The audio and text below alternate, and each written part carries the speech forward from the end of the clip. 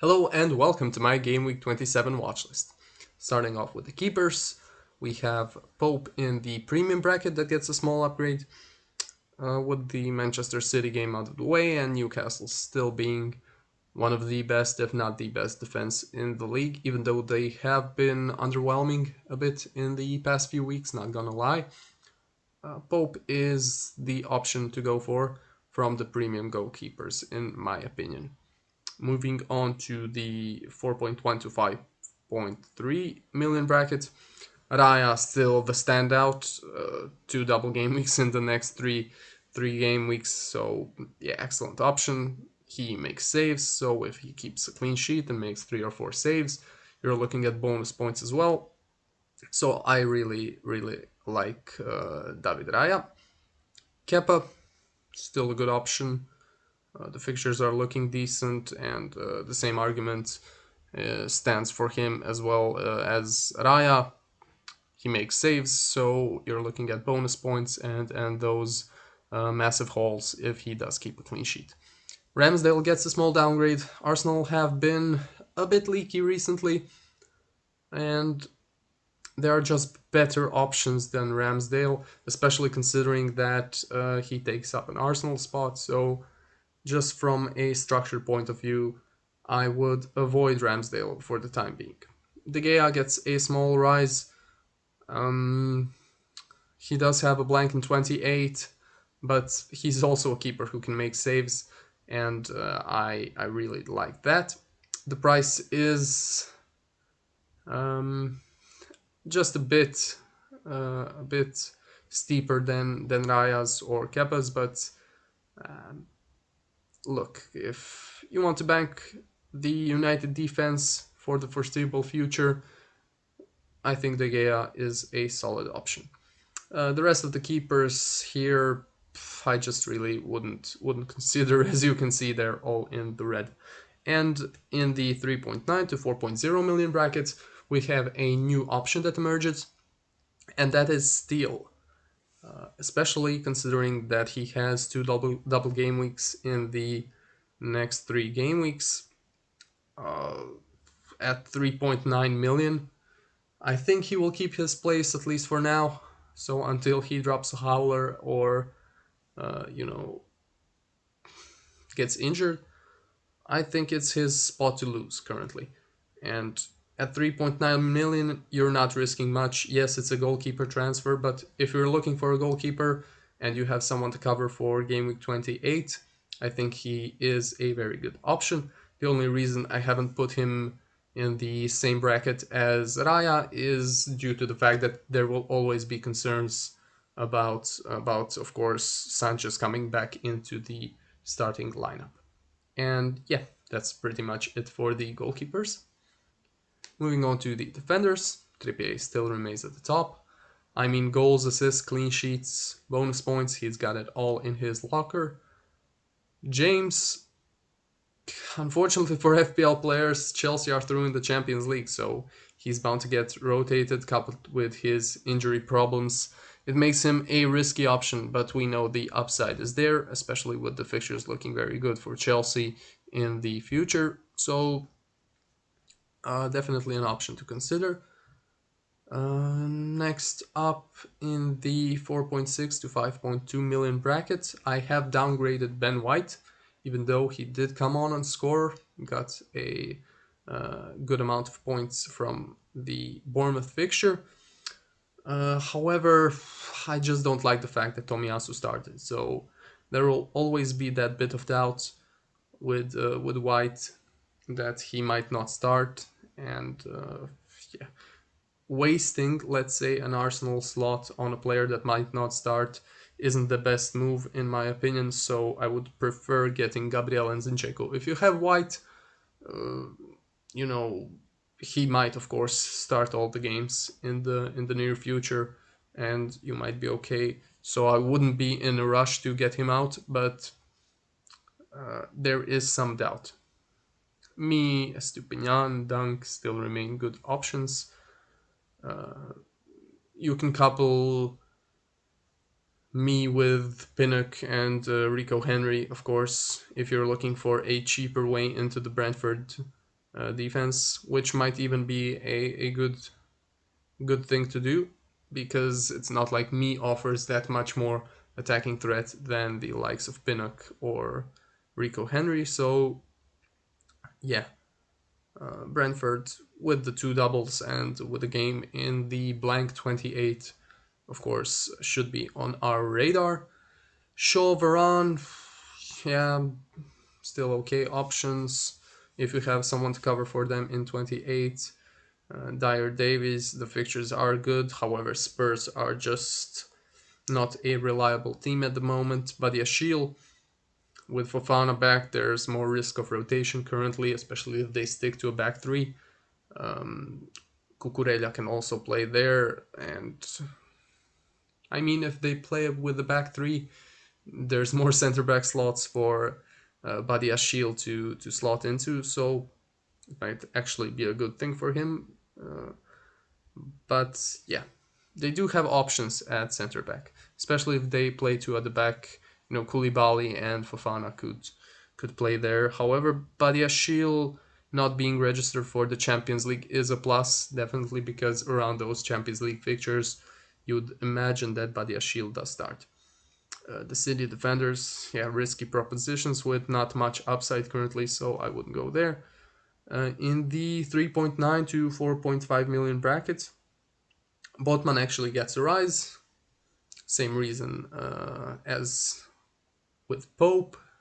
The Manchester City fixture is out of the way. It's Wolves, Forest, then a double. So yeah, at that price, a Newcastle defender can't be a bad option, right? Mings is an interesting one. I really thought about getting him in my team in the previous week. He did get the clean sheet and the bonus points. And the reason why Mings is so interesting at that price is because he does have a great fixture in game week 28, where many teams have a blank game week. So Bournemouth at home, looking like an extremely good fixture for Mings, especially if he nicks a goal off a corner or something. You could be looking at a good amount of points and a healthy return from Mings. Of course, it's very unlikely, but even with just a clean sheet there, which is a definite possibility, at that price, he is good. He does have a tough double game week in 29, but then in 30, it's Nottingham Forest at home. So yeah, I wouldn't be against getting Mings in if you're looking for a cheap defender. Lewis, yeah, unfortunately, doesn't seem to be an option anymore. Perhaps with Walker's, you know, free time activities, maybe he might get a bit more time in this Manchester City team, but I'm not quite sure about that. So I would avoid Lewis, yeah, just as I would avoid the Leicester defenders and Wolves, West Ham, Everton, Southampton, etc., because there are better options currently. So yeah, that's it for the defenders. Moving on to the midfielders, not a lot of changes here. Uh, Bruno still remains a good option. I mean, it's Southampton at home, and especially if you have someone to cover for him in blank game week 28, the fixtures are really nice from 29 onwards. Salah, yeah, simply due to the fixtures, I cannot put him in a higher bracket, even though I think he is a better option than he used to be a few weeks ago, because we have seen Liverpool improve in the past couple of weeks. And he is still Mo Salah. I think he's maybe even the top scoring midfielder this season in FPL, even though Liverpool have struggled, even though he has struggled. But yeah, just due to the fixtures, I cannot put him higher on the watch list. KDB gets a small drop because even though the fixtures are maybe a bit kinder than Mo Salah's, I think Salah will outscore him in the next 5 weeks. So yeah, if you're looking for a 12 million player, I would rather go for Salah than KDB. Sterling gets a small rise. Um, yeah, because he seems to be back in the starting 11 and the fixtures are good for Chelsea. So if you want to risk it, you could go for Raheem Sterling. In the 7.3 to 8.5 million bracket, not a lot of changes here. Saka still remains the best option. Foden is an interesting one, but it's a wait and see for me, especially with Palace away.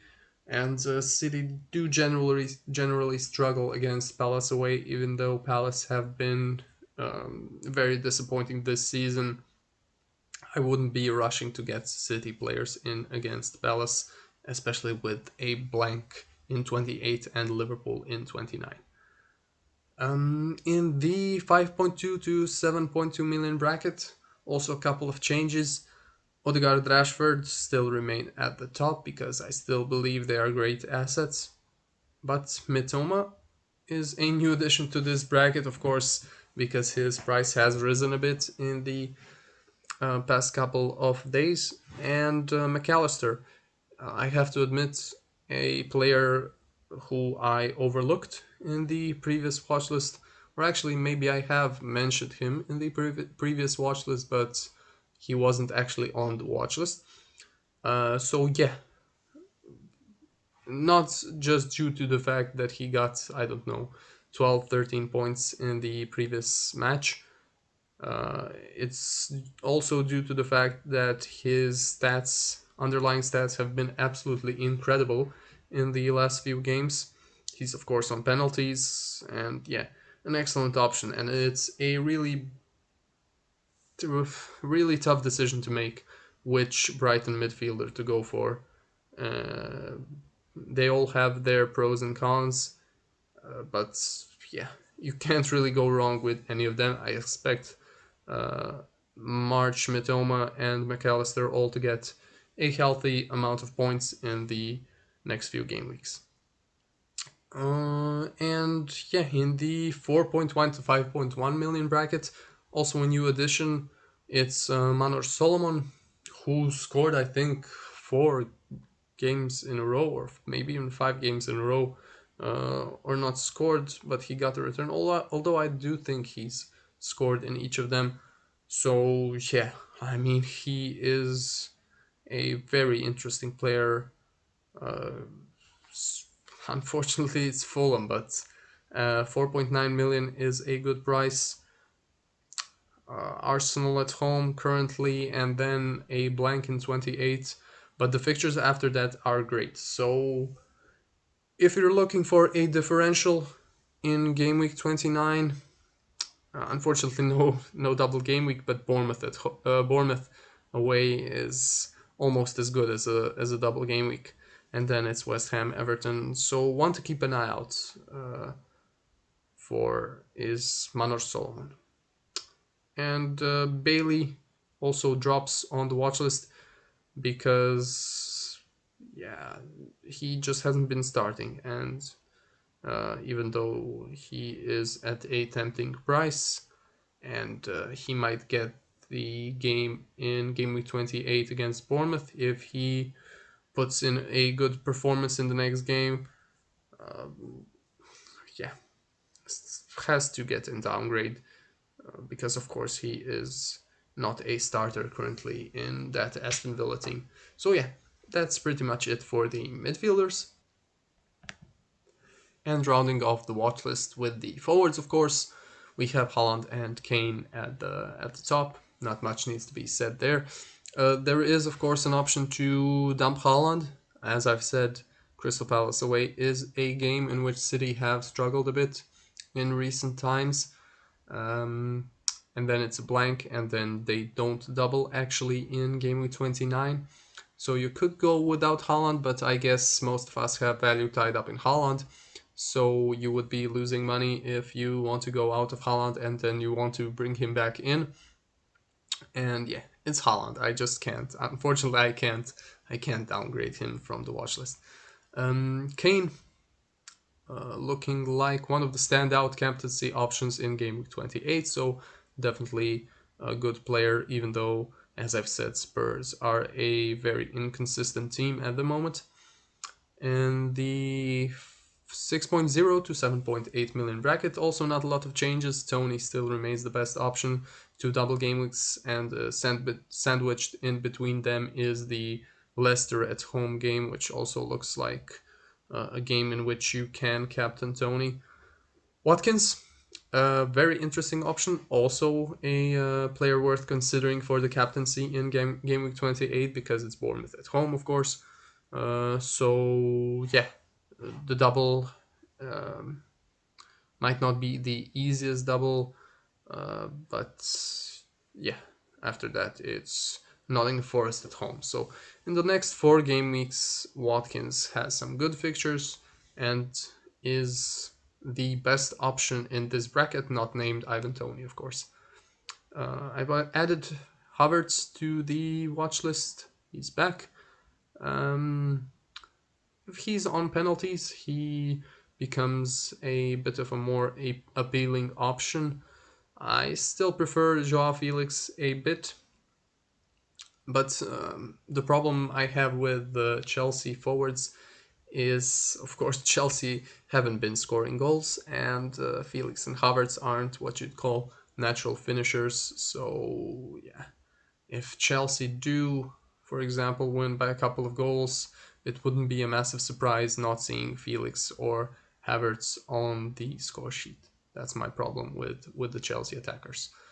Wilson, uh, Newcastle have good fixtures. However, his minutes are going to be managed. Isaac is a good enough replacement, so I'm skeptical about Wilson. Definitely prefer the likes of Watkins and Tony. Bamford and Nketiah get a downgrade because Nketiah looks like he's just not an option anymore. Also has some injury concerns. Likewise with Bamford, I think he's gone and got himself injured again, unfortunately.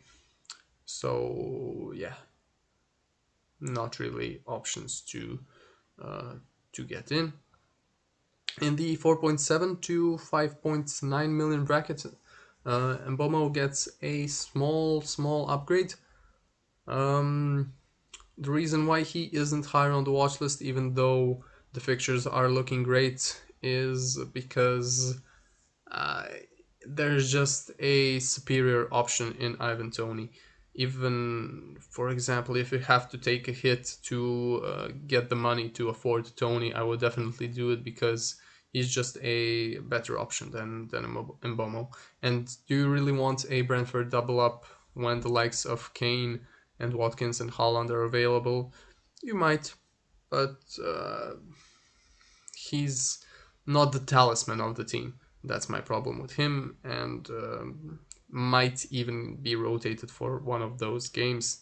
I doubt it, but there's a bigger chance of rotation, of course, with Mbomo than it is with Tony. So, an interesting differential, definitely, especially due to the fixtures, but not my cup of tea. We've added Rutter to the watch list. With Bamford's injury, he, I think, will be the first choice forward currently. However, Leeds, unfortunately, are a team that is very disappointing. They do play some okay football, and they have created a decent amount of chances in the past couple of weeks, but finishing is definitely their problem this season. So yeah, there are more appealing options currently than Leeds assets. Johnson gets a small rise, excellent performance against Everton, and could have even gotten a hat trick, but the fixtures are really rough. I mean, Tottenham away, then Newcastle. The double is actually a decent double. So if you just want someone for the bench boost, for example, in game week 29, and you have Johnson, I would definitely keep him. But yeah, after that, Villa away, okay, not the toughest fixture, but then it's United, so no, I wouldn't go for Johnson currently. And yeah, just to touch on Ferguson a bit in the 4.1 to 4.6 million bracket. Greenwood is just there as an enabler if you're not planning on bench boosting, for example, in game week 29, and you want a forward that can sit on the bench and get you 1 point if one of your players misses out. Greenwood is there. But if you can stretch to Ferguson and you don't already have three Brighton assets, I would definitely consider Ferguson because he put in another impressive performance. Yes, Welbeck came on and scored, so there's always going to be that risk. But I think Ferguson is pretty much first choice currently, and he looks like a good player. So, yeah, that's pretty much it for the forwards. Thanks for watching,